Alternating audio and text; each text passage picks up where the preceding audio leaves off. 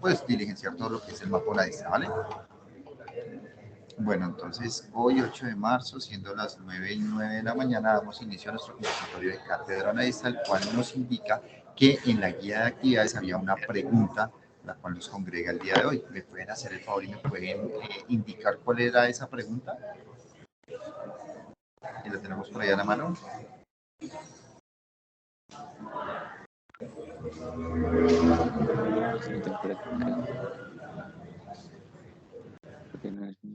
Esa pregunta contempla dos espacios, uno personal de ustedes y uno con respecto a las preguntas, a los textos que están en la unidad 1.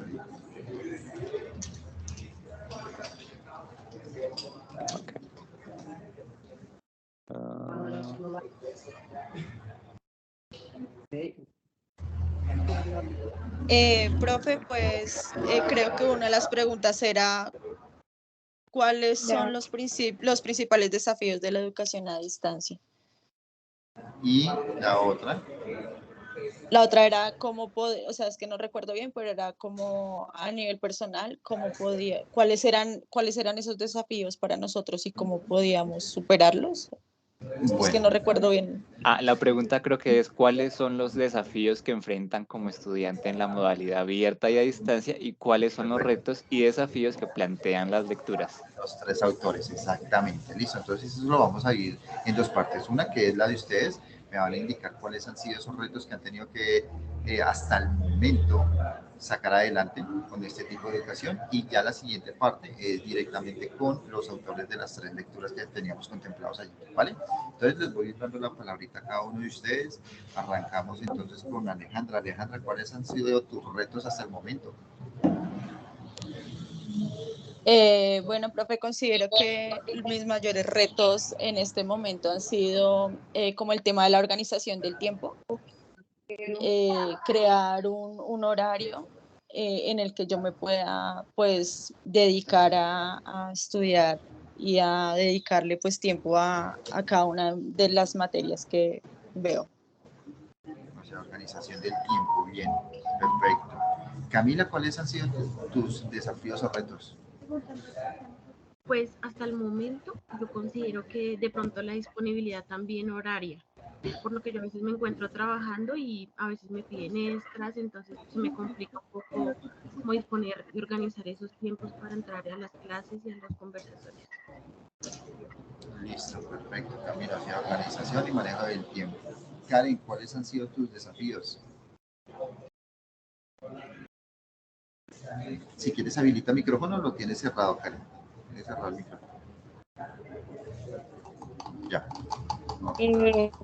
Sería la organización de los horarios, pues se me dificulta un poco y en ocasiones la página me pide como que el acceso no está como habilitado, algo así.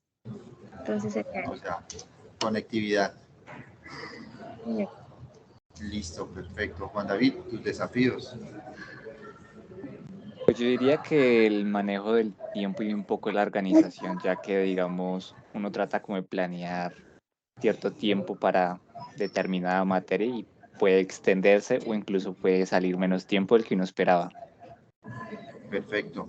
Y si tenemos como el recuento de esos desafíos, se planteaban en nuestro primer reto esa organización, ¿cierto? Y esa generación de hábitos. Allí se nos plasmaba un cuadrito, un planeador semanal, en donde yo en alguna de las evaluaciones que realicé de los trabajos entregados les decía que era muy importante vincular esa parte que teníamos ya funcional, que era nuestra familia, nuestra parte laboral, y ahora vincularle la parte académica, destinar un tiempo, y que era muy importante que todos los días ingresáramos a la plataforma y que empezáramos a visualizar cuáles son, así como nos lo menciona Juan David, cuáles son esos cursos que tienen más tiempo, que disponen de más tiempo porque la actividad es más densa, y cuáles son los cursos que son más sencillos en la realización de las actividades.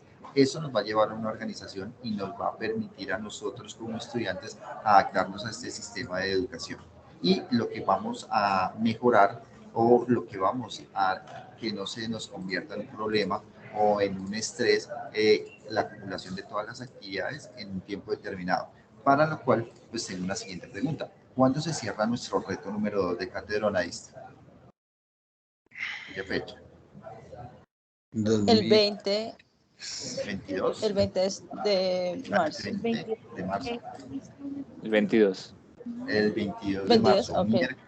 Miércoles 22 de marzo. Eso quiere decir que contamos todavía con 2 semanitas para la realización de la actividad, pero mi indicación es que con la actividad que realizamos el día de hoy ya tenemos los insumos necesarios para poder organizarla. En 2 horas podemos salir de esta actividad, la subimos al entorno de evaluación y con eso ya le podemos dedicar tiempo al resto de las actividades. ¿Listo?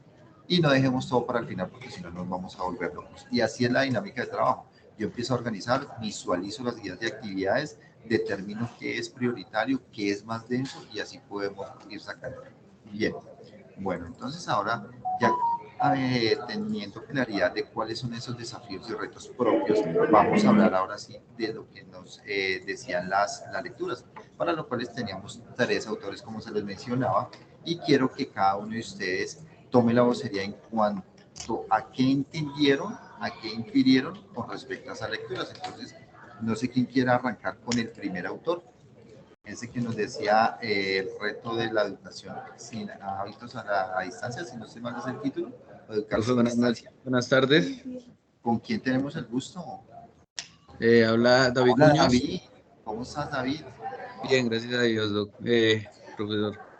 Bueno, David, pues aprovechando de una vez tu presentación, quisiéramos que nos indicaras en qué ciudad estás, qué programa estás estudiando, por favor. Ok, profe, muy buenos días. Yo soy Víctor David Muñoz. Estoy pues, estudiando zootecnia, iniciando a cursar zootecnia.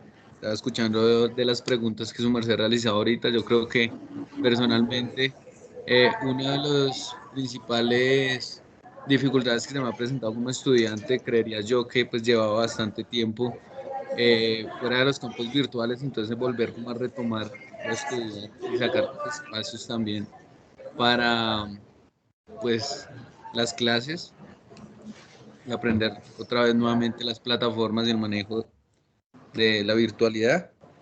Creo que ese ha sido uno de los factores. Respecto a los autores, el doctor Lorenzo Gaitán Arrieto estaba mirando los objetivos que ponía él, ¿no? Que son 10. Listo, Los entonces, desafíos, perdón. listo, David. Entonces vamos a hacer lo siguiente. Vamos a dar como esa pauta inicial o esa indicación general de lo que hablaban los autores. Tú nos acabas de mencionar la segunda lectura, que es la que nos habla de 10 desafíos, ¿cierto? De 10 desafíos, sí, señor. Perfecto, listo. Entonces dejémoslo ahí y le vamos a dar la palabra a otro compañerito y ya ahorita ahondamos en ese tema, ¿listo? Perfecto. Listo. ¿Quién me puede hablar de otra lectura? Ya tomamos la lectura número 2, ahora la lectura número 1. Educar sin distancia, ¿de qué habla esa lectura? La lectura número 1, lo que yo entendí, era como que hablaba de los inicios de la educación. Como Perfecto, Camila. Listo, el origen de la educación. Exacto, bien. ¿Y el OVA, sobre qué referencia teníamos? El tercer autor. Ahí hay una palabra clave.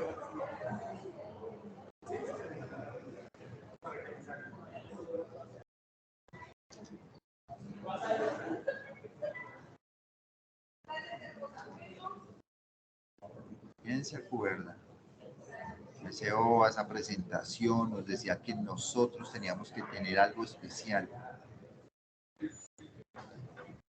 ¿Ser qué? ¿Agentes de cambio? Bueno, un agente de cambio, y ese agente de cambio tiene que tener un qué. Ser qué en su comunidad. Ser un líder. Exactamente, nos hablaba del líder transformacional, ¿cierto? Entonces, bueno, listo. Entonces, allá tenemos los 3 autores. El primero que nos habla de la historia, el segundo que nos habla de unos desafíos, unos retos que tiene que manejar la universidad y los estudiantes, y el tercero que nos habla sobre ese liderazgo. Muy bien, entonces vamos a ahondar sobre la historia. ¿Quién quiere empezar a hablar sobre la historia de la universidad? ¿Cuáles fueron sus características? ¿Dónde se generaron? ¿Quién la comenzó? ¿Cuál fue el objetivo? ¿Cuál fue su transformación? Profe, buenos días. Hola, buenos Pues días. Cuéntanos. este programa de la UNAM son se basan en un método que se utilizó por medio radial para enseñar a los campesinos y personas alfabéticas en tiempos atrás. Después se fue implementando el estudio por medio de la televisión y por medio de ámbitos en las bibliotecas. Ya después del siglo XXI se implementan las herramientas TIC y así. Listo, O sea, perfecto. ¿Quién quiere complementar? Muy bien, Karen, excelente. Yo me acuerdo que el obispo Joaquín Salcedo fue el que implementó dicha educación a través de la radio y fue implementando eso para llevar la educación a personas vulnerables adultas que no habían tenido acceso a la educación. Perfecto, excelente, muy bien. ¿Quién más complementa? Profe, según lo que me acuerdo, que decía que el 7 de junio-julio de 1981 ya salió la resolución donde constituía como una universidad educativa, no como una institución educativa. Ya salió la resolución que como que constituía como tal la institución, ¿no? Listo, ¿y cuál fue el nombre de nuestra universidad en su inicio? Unisur. Unisur, exactamente. Listo, ¿quién más quiere complementar?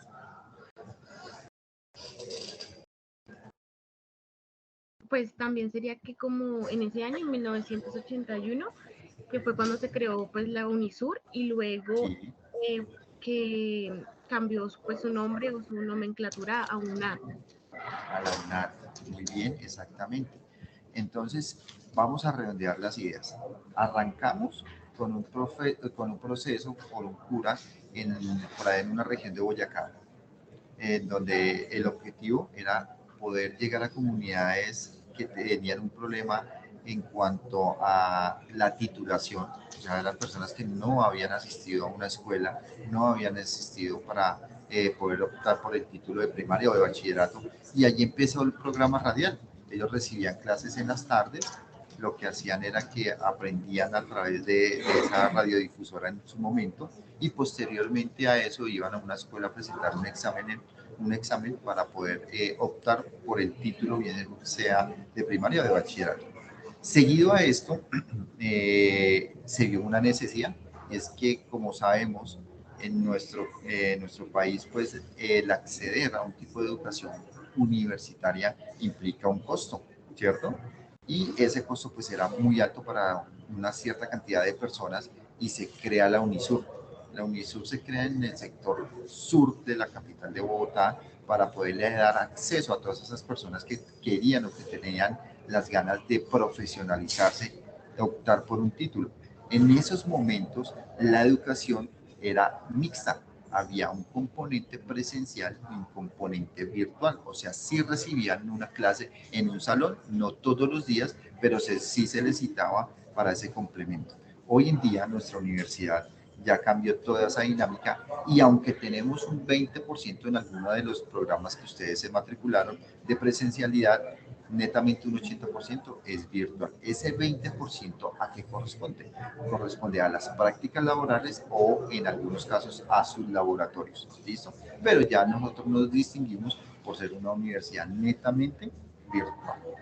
Listo. Entonces allí ya podemos tener claridad acerca de ese origen, de ese paso que se ha venido dando en 42 años para fortalecer este tipo de educación. Ahora yo les pregunto,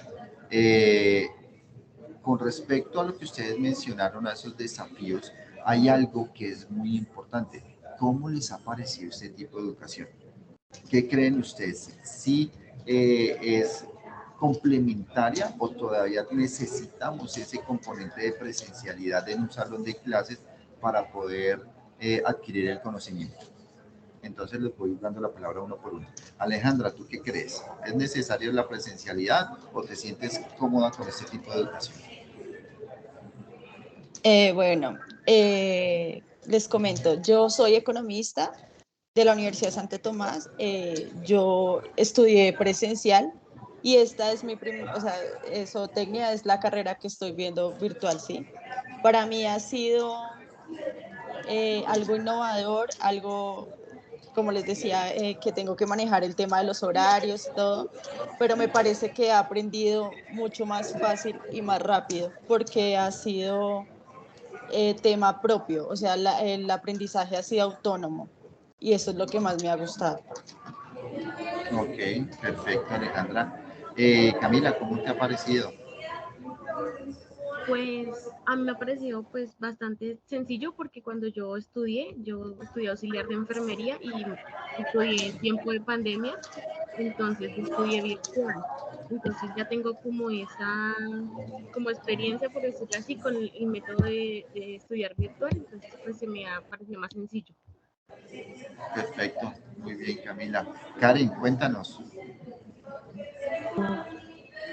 Pues, con la es puesto que pues, salí del colegio, en colegio, así en los salones, pero sí me pareció algo complejo. Ok, un poquito más complejo, ¿cierto? Listo. Juan David, cuéntanos. Yo alcancé a hacer algo de mi último grado, por así decirlo, virtualmente, así que no fue tanto hacia el cambio en la virtualidad, pero sí en el método de estudio que la universidad maneja en comparación a lo que hacía, digamos, el SENA cuando estaba estudiando en su momento. Ok, perfecto. Y a David. Profe, yo actualmente trabajo yo soy patrullero de la Policía Nacional activo. Me parece un método muy interesante, pues ya que nosotros no contamos con la disponibilidad de tiempo para desplazarnos a las aulas.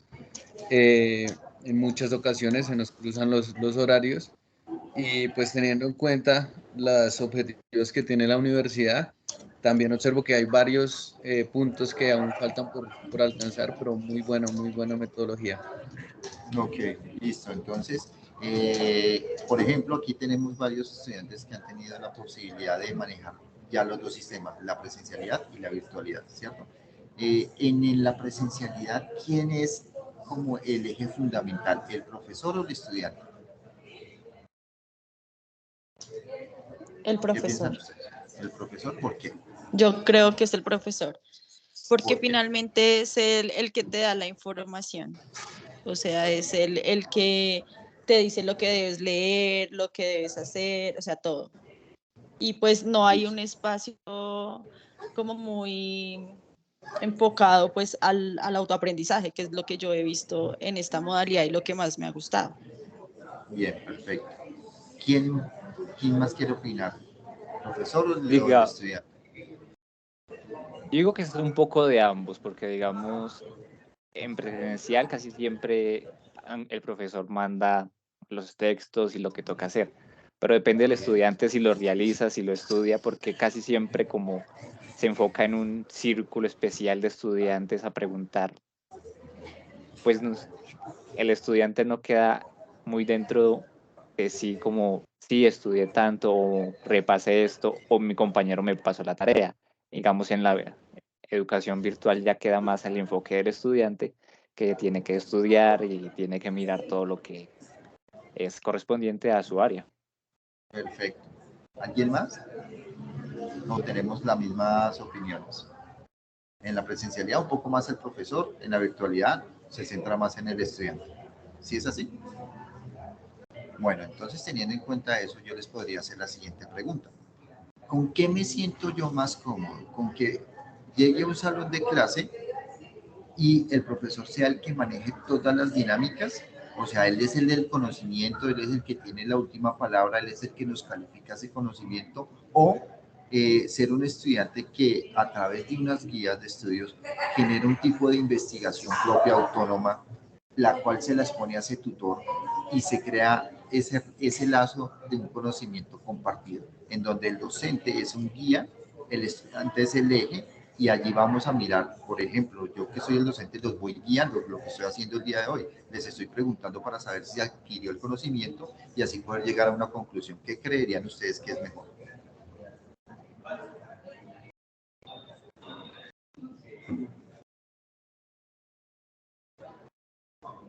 Me queden calladitos. Yo opino que es mejor el ambiente en el que tanto profesor como alumno pueden comentar sobre un tema y el profesor lo puede guiar diciéndole, no, se está equivocando en esto porque es Y y no es A.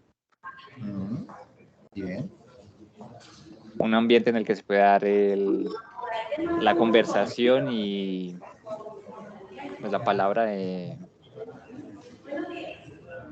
discurso, no, el debate. Ok, perfecto, bien. Por ahí había activado el micrófono David. Sí, profe, yo creo que uno de los principales objetivos que ha tenido la educación en todas sus modalidades es identificar esa situación. Creo yo que se ha demostrado con el pasar del tiempo que es muy importante las ideas y las opiniones tanto del estudiante como pues los conocimientos aportados por parte del profesor. Entonces, implementando pues esa idea, me parece pues que juntas son muy asertivas y muy importantes, ¿no? Bien, excelente. ¿Alguien más? Bueno, les podría yo indicar que la tendencia global nos indica que es muy importante cambiar esa estructura mental y hay países que van muy avanzados en ese concepto con respecto a que el conocimiento ya no es repetitivo. ¿A qué me refiero? En tiempos anteriores nosotros nos centrábamos en conseguir un libro, repasar y memorizar, ¿cierto? O sea, lo que decía el libro. Que para eso estaba el docente que nos guiaba, nos daba las guías y nos decía, vea, hay que aprenderse esto. Y en el examen nos preguntaban tal como era textualmente. Claro, no podemos desligar totalmente ese tipo de educación porque en ciertas carreras pues es necesario aprenderse las cosas como son. O sea, una fórmula no la tenemos que aprender, ¿cierto? El problema de aprendernos una fórmula era cómo aplicarla en un contexto, ¿cierto? Porque nosotros nos quedamos con, voy a colocar un ejemplo, el álgebra de Baldor, nos colocaban a repetir 10.000 ejercicios, pero teníamos que seguir el mismo lineamiento de cómo realizar ese ejercicio. Y el problema era transferirlo a una situación real. Hoy en día lo que se busca a partir del conocimiento es que ustedes los estudiantes y nosotros los docentes nos vayamos directamente al campo. Y allí me voy a referir a unos ejemplos. Entonces, tenemos 4 estudiantes que están estudiando ciencias agrícolas, ¿cierto? Esos 4 estudiantes es más dinámico el aprendizaje cuando vamos directamente al contexto. ¿A qué me refiero? Por ejemplo, yo estoy estudiando zootecnia y dentro de esa zootecnia puedo ver dificultades en cuanto al manejo de animalitos.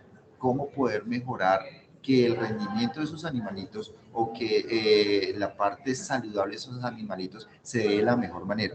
Para eso, quiero hacerle la pregunta, ¿cómo lo podríamos mejorar? Por ejemplo, Alejandra que está estudiando zootecnia, ¿cierto? Sí, yo pienso que pues hay que tener varios factores en cuenta, como digamos el tema de la alimentación, qué tipo de alimentación se les va a dar. Perfecto. También debemos tener en cuenta el lugar en donde están, si es el adecuado para ellos. O sea, varios factores, tanto físicos y del entorno, que los puedan afectar a ellos, como el tema nutricional. Listo, Alejandra, yo te hago la siguiente pregunta. ¿Eso tú lo lees en los libros? ¿Eso tú lo ves en los libros? ¿Es capaz de inferir eso de un libro a tu entorno? No todo. ¿Por O qué? sea, una cosa es uno investigar un problema, que uno puede ayudarse de textos y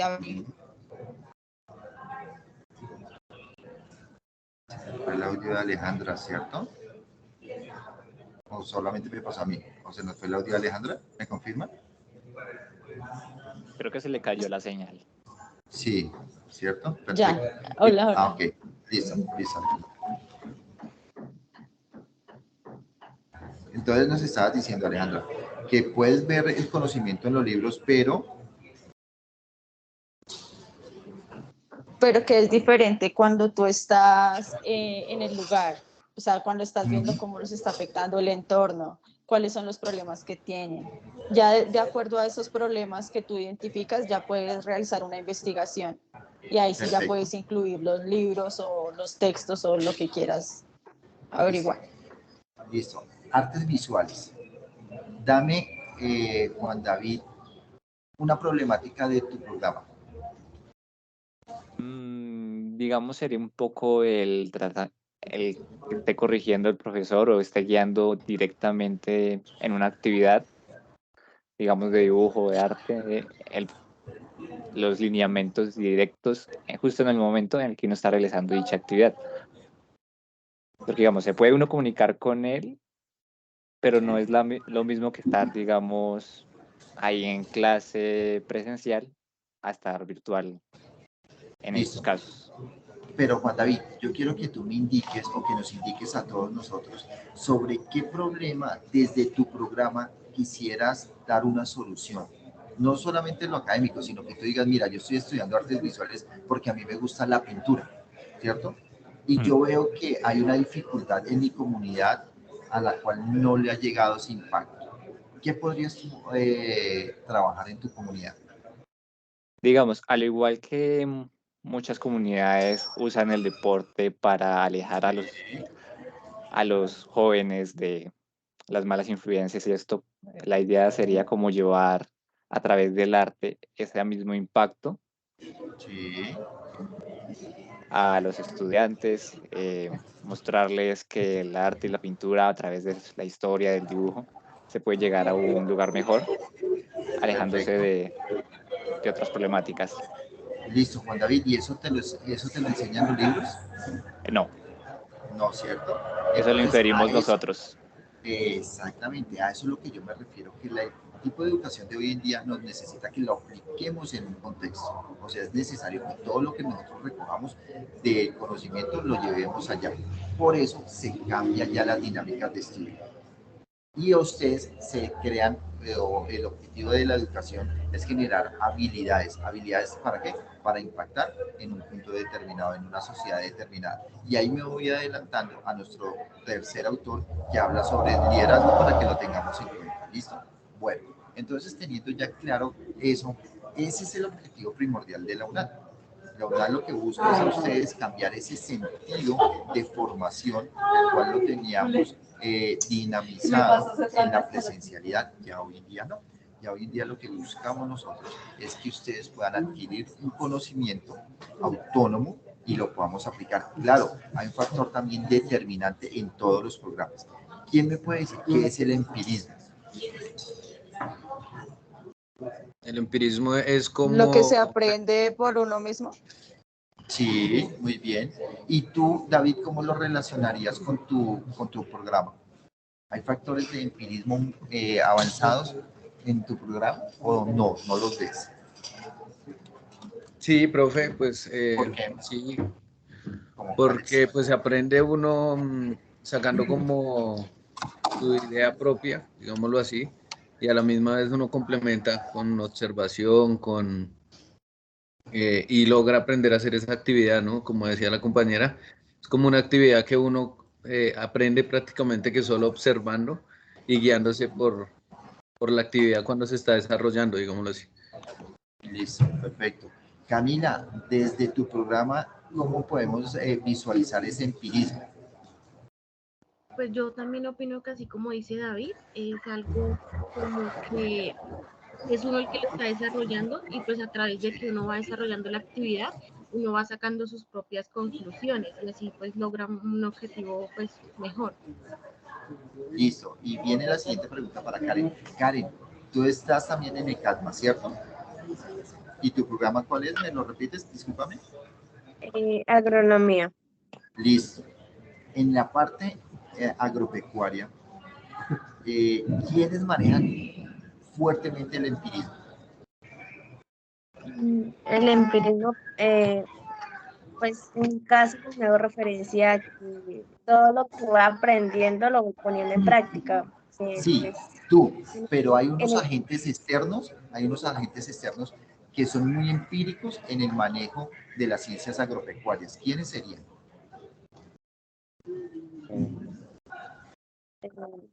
No entiendo. La verdad, me Cuando, perdí. cuando se cultiva la tierra, cuando estamos en el campo, ¿quiénes son empíricos en ese trabajo de la tierra?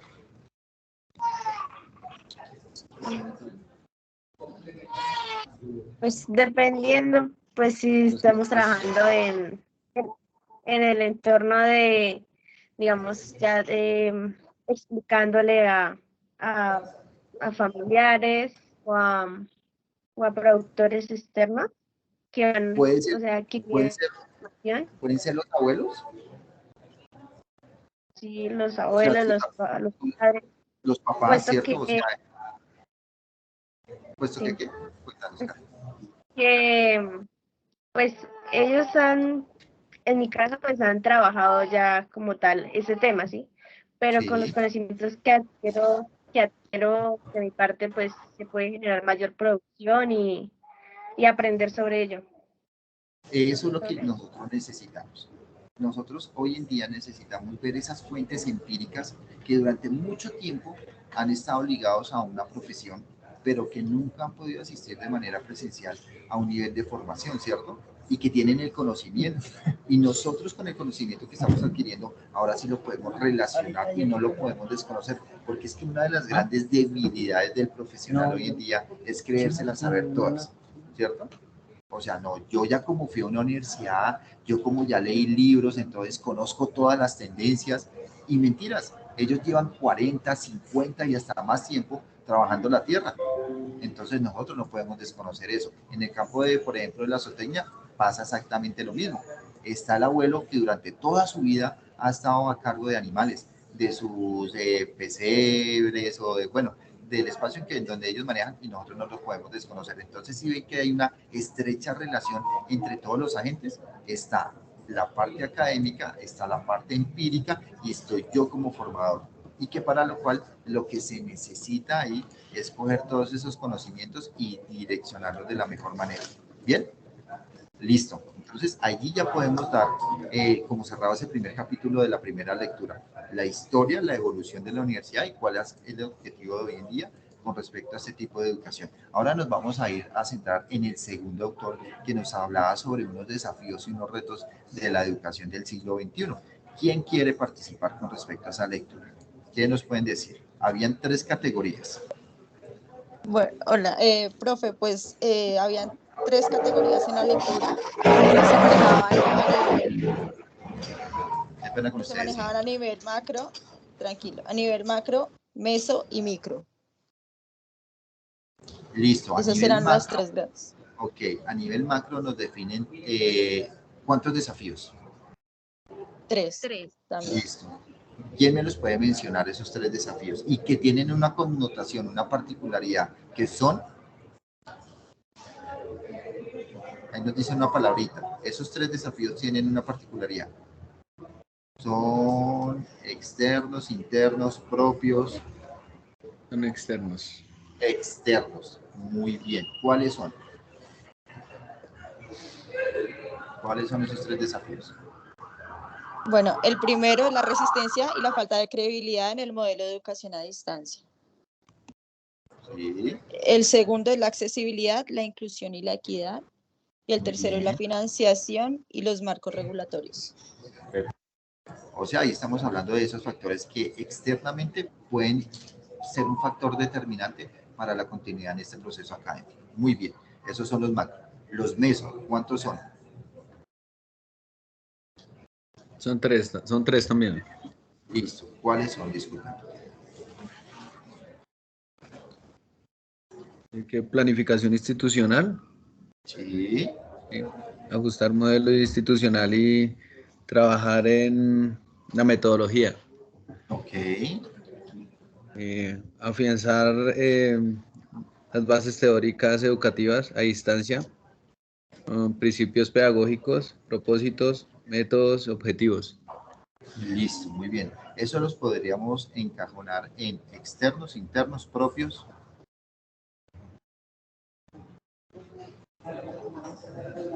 Yo creería que esos estarían externos y propios, ¿no, profe? Yo lo diría más como internos. ¿Qué piensan Sí. ustedes? desafíos propios de la institución educativa. Exactamente, o sea, propios, internos. Muy bien. Y el último, los micro, ¿cuántos serían? Son 4. ¿Cuáles son? Potenciar la ventaja de la flexibilidad de los aprendizajes, Sí, personalizar el aprendizaje, incrementar la motivación y la interacción sí.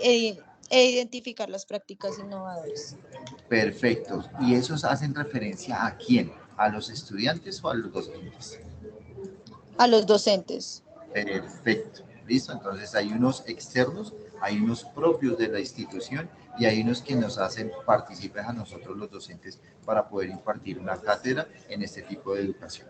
¿Listo? Entonces, uno de esos factores determinantes de los macro son el proceso de la credibilidad. O sea, no todo el mundo le crea este tipo de educación, ¿cierto? Pero yo les hago una pregunta. Miremos la matrícula de un semestre en otra universidad. Recuerden que nosotros tenemos nuestro propio vocabulario. Nosotros acá en la UNAD no hablamos de semestres, sino hablamos de periodos académicos. ¿Listo? Pero es la misma connotación. Nosotros en una universidad convencional hablamos de facultades. Aquí no hablamos de facultades, aquí hablamos de escuelas. Por eso yo les preguntaba al inicio cuáles eran las siglas de sus escuelas. Nos tenemos que ir como acomodando a ese tipo de lenguaje que maneja nuestra universidad. Entonces la pregunta es la siguiente. En una universidad normal, ¿cuántos estudiantes ustedes creen que se matriculan en el primer semestre del año? Una cifra.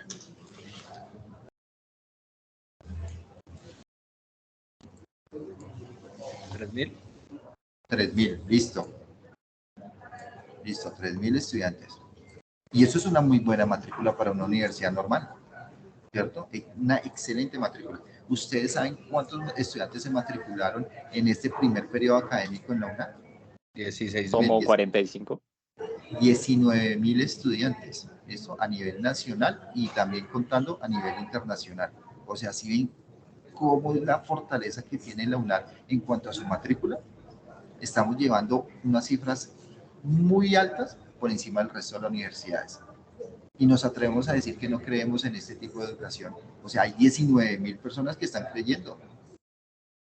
Entonces, para que nos demos cuenta que ese factor, si ya lo empezamos a llevar muy por encima, y que una de las necesidades en este tipo de educación es realmente que ustedes, los estudiantes, se apropien del sistema y no se queden únicamente con lo que aprenden, sino que tengamos que avanzar en ese conocimiento.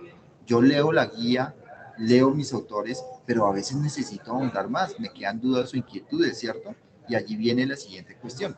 Cuando pasa eso, entonces se van a entrelazar el ítem 2 y el ítem 3, la capacitación de nosotros los docentes y el uso de las tecnologías que tiene la universidad, que son los propios. Entonces, yo arranqué con mi programa. Hay un curso que matriculé, pero en ese curso hay muchas dudas con respecto a la dinámica de trabajo, a la contextualización del tema. ¿Yo qué pudiese hacer para recibir y fortalecer ese tipo de conocimiento? En nuestra universidad hay un lenguaje que nosotros manejamos y son los IPAs. Hay unos espacios para ustedes, los estudiantes, que los denominamos nosotros los IPAs. ¿Qué son los IPAs? Los IPAs son la opción que tienen ustedes para que entre varios estudiantes le pidan el favor a un docente que les aclare un tema en específico. ¿Y cómo lo puedo hacer? Lo puedo hacer de dos maneras, o bien sea presencial o bien sea virtual. Entonces, nos colocamos de acuerdo 3, 4 estudiantes y le llamamos a ese docente y le decimos, venga, profe, lo que pasa es que nos quedan muchas dudas con respecto, voy a colocar un ejemplo, al tema de investigación. Quisiéramos ahondar más en cuál es la diferencia entre un tipo de investigación cualitativa y un tipo de investigación cuantitativa, porque queremos desarrollar nuestro programa de grado, ¿cierto? Entonces el docente les va a decir, perfecto, o sea, nos vamos a generar un espacio y ustedes cómo lo quieren generar, de manera virtual o de manera presencial. No, porque quisiéramos de manera presencial. Listo, entonces acordamos una cita en alguna de nuestras sedes para podernos ver de manera presencial. Obviamente, pues si estoy en la ciudad de Bogotá, ¿cuál sede sería? Pues el José Acevedo y Gómez. Pero si yo estoy a nivel nacional y quiero participar también de eso, entonces lo que hago es que genero una convocatoria para que se haga esa reunión de manera virtual y allí poder ahondar. ¿Eso qué quiere decir? Que si hago la relación con una educación presencial, tengo la misma posibilidad. Claro, no voy a recibir una clase como se recibe de manera presencial, pero sí voy a generar un espacio para adquirir y para mejorar ese conocimiento y salir de dudas e inquietudes. Entonces, ahí es donde se fortalece tanto el ítem 2, el meso, y el ítem 1, el micro, porque está inmerso la planificación, la estructuración, las dinámicas de trabajo versus también el acompañamiento de nosotros los docentes y la capacidad que nosotros tenemos para poderles a ustedes impartir ese conocimiento. Entonces ahí está la relación de los tres eslabones, el macro, el meso y el micro. ¿Listo? ¿Dudas o preguntas hasta ahí con respecto a ese espacio? ¿No nos queda claro? Todo claro, profe. Perfecto, bien. Claro, la invitación es que sigamos adquiriendo ese conocimiento y que si se genera alguna duda o inquietud, pues me la puedan transmitir. Bien, listo. Ahora el espacio, el autor número 3, el OVA. ¿Sobre qué nos hablaba el OVA?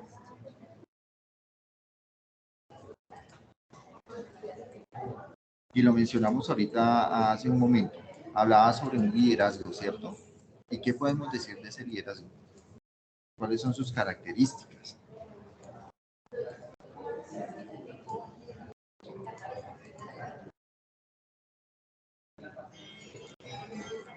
Profe, pues hablaban de un liderazgo capaz de fortalecer a la comunidad a la que uno pertenece. Sí, perfecto. Muy bien.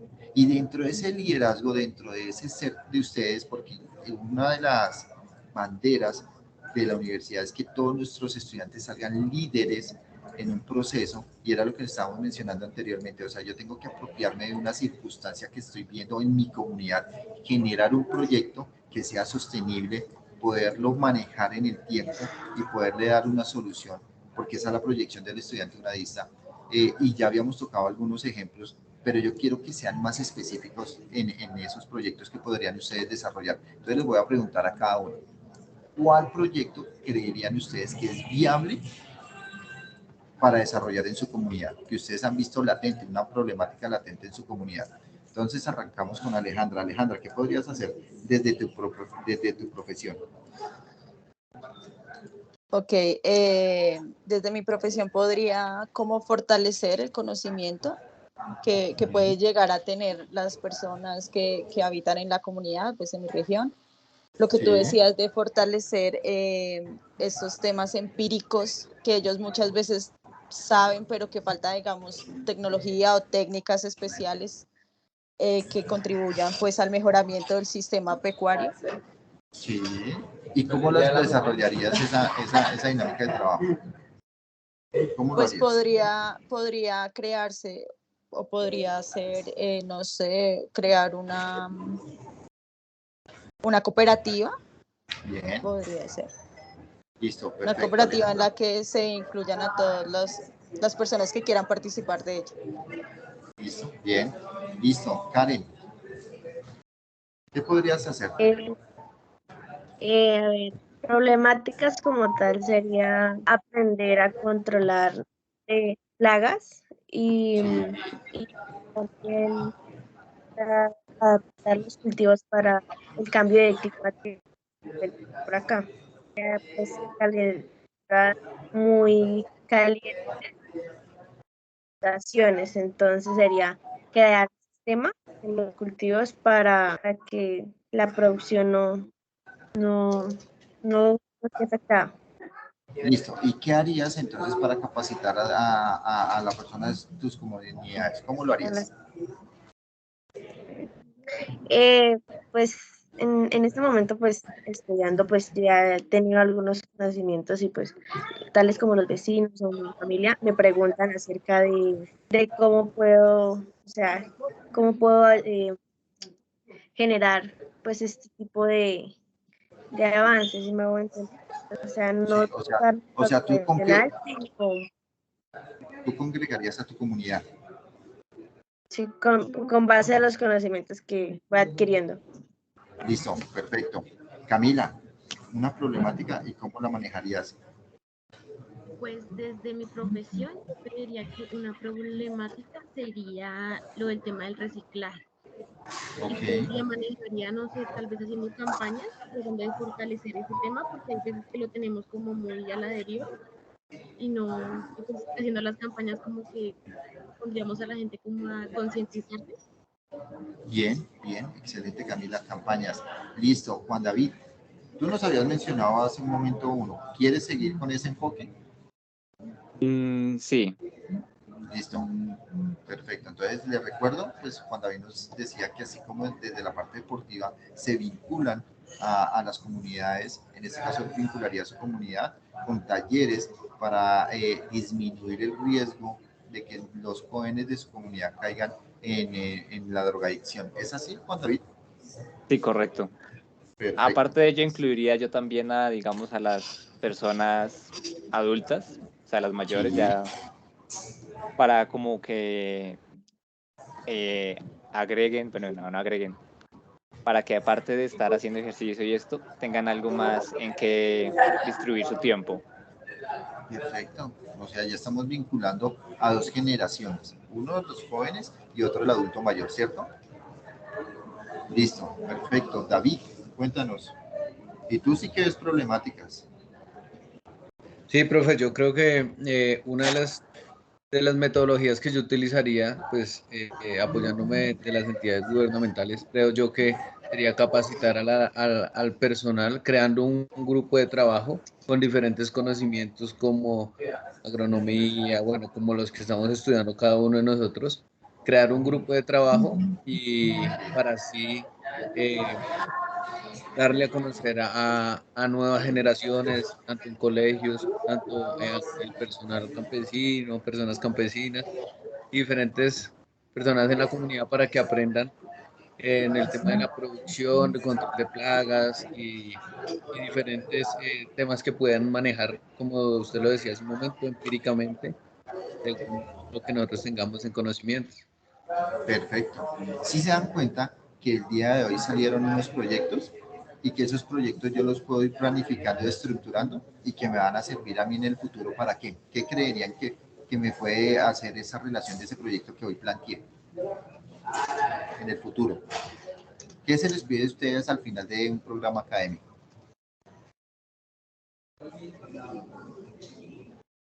Resultados. Sí, pero hay algo con lo que ustedes tienen que salir de la universidad, Proyecto de grado. un proyecto de grado. Y ya lo tienen ustedes ahí. Es ahora estructurarlo. Miren que lo podemos hacer desde el primer semestre, desde el primer periodo académico. O sea, yo ya tengo una idea, yo ya tengo una problemática. Ahora, ¿qué voy a hacer con el transcurrir de los tiempos y no esperarme hasta por allá en octavo, noveno o décimo periodo académico para estructurarlo? No, ya lo vi. Entonces voy recogiendo esa información, voy mirando qué es lo que puedo hacer y determino, quiero hacer una investigación cualitativa o cuantitativa. Cuantitativa cuando tengo que tener un soporte de unas cifras para una mejora, ¿cierto? O puede ser que no se mejore, puede ser que se mantenga o puede ser que no se desarrolle. Y cualitativa cuando quiero generar un programa que impacte a una sociedad, o sea, un taller, lo que nos decía, por ejemplo, Juan David, no, yo quiero hacer talleres, pero allí también puedo sacar una cifra, impacte a tantas personas, a 2000, a 500, a 100. Lo que pasa es que muchas veces nosotros queremos abarcar proyectos que no son viables. En algún momento yo escuchaba a un estudiante, no, es que yo quiero mejorar las vías de acceso a mi comunidad. Y yo le decía, discúlpame, ¿tú cuentas con los recursos? No, profe, pero yo puedo solicitarlos a la alcaldía. ¿La alcaldía cuenta con los recursos? O sea, ¿va a apropiar recursos para la pavimentación hacia tu vereda? Son cosas tan difíciles, claro, están planificadas y sería lo ideal, pero es mejor impactar desde lo poquitico que realmente impacte a una comunidad que no desde lo macro, que es muy difícil. ¿Listo? Bueno, que para eso nosotros necesitamos tener una estructura y esa estructura nos los da 6 componentes que hacen referencia al PACS. ¿Quién sabe quién me puede decir qué son los PACS? PAPS. Proyecto Académico Pedagógico Solidario. Perfecto, Camila, muy bien. ¿Y me puedes mencionar cuáles son los componentes que estaban allí inmersos? Sí, señor, son 6. El primero sería organizacional y administrativo, el segundo Sí, pedagógico didáctico, el tercero sí, académico contextual, el Sí. cuarto tecnológico cultural, el quinto comunitario regional y el sexto económico productivo. Perfecto, mira, y fue lo que acabamos de decir. O sea, dentro de esos 6 componentes hay una estructura, ¿cierto? El eje central es el estudiante, o sea, ustedes. Y alrededor de ustedes van a girar esas 6 actividades, esos 6 componentes. Cada uno tiene que tener un objetivo principal. El componente regional, el componente del manejo de las tecnologías, el componente académico, el componente financiero, giran en torno a ustedes y les va a dar la posibilidad de que ustedes creen un tipo de educación confiable y adicional a eso, que sea dinámico y que se optimice en el tiempo, en el espacio para vos su comunidad. ¿Listo? Bueno, ¿quién quiere agregar algo más sobre esos componentes o sobre ese OVA que les haya parecido algo interesante o que quieran aclarar?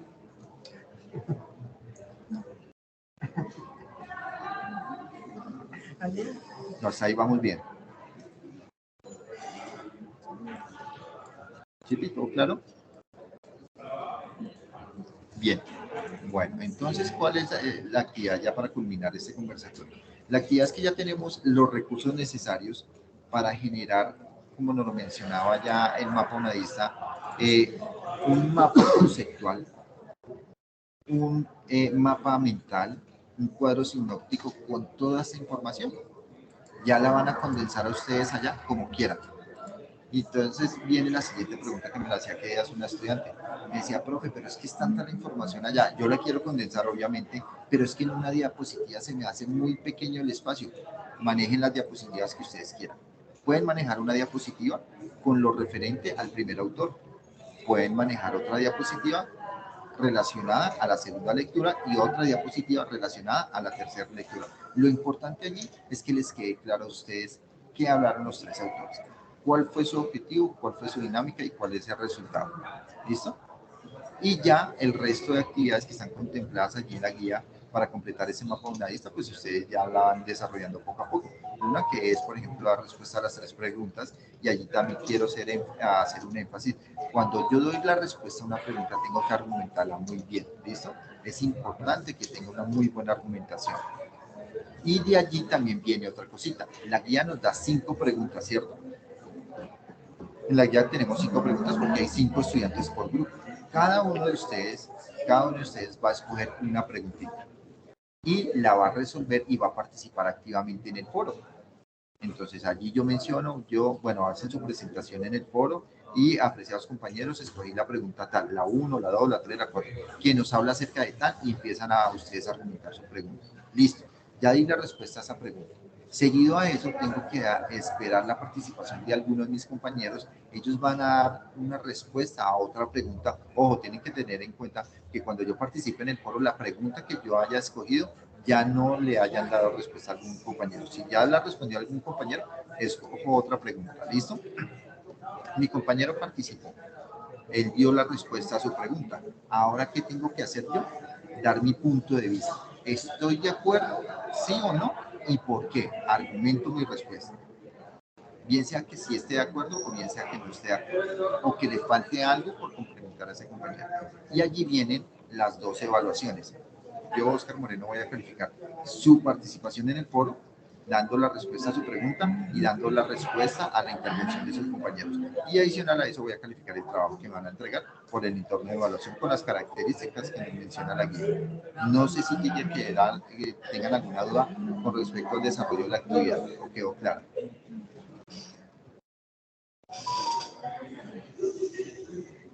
Sí, señor, todo claro. ¿Todo claro? Bien, Camila. ¿Para Karen quedó claro? Sí, profe. Perfecto. Listo. Para Alejandra.